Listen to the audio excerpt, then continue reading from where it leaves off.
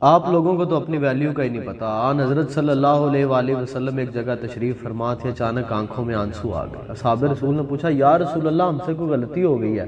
آپ نے کہا نہیں یار، تم تو بڑے اچھے دوست ہو، بڑے باوفا لوگ، تم سے کوئی غلطی نہیں۔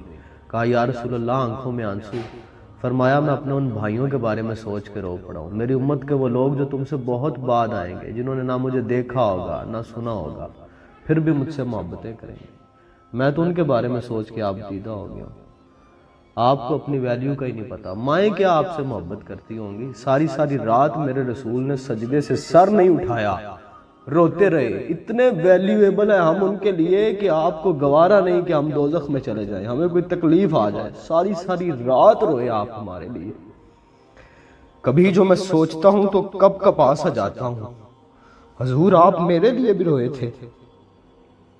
لوگ پوچھتے ہیں نماز پڑھنی چاہیے، رسول اللہ صلی اللہ علیہ وآلہ وسلم نے اپنی امت کی محبت میں جو ایک جملہ بولا ہے نا، امت قیامت تک سجدے میں سر رکھے اور اٹھائے نا، اسے ایک جملے کا دین نہیں دے سکتی۔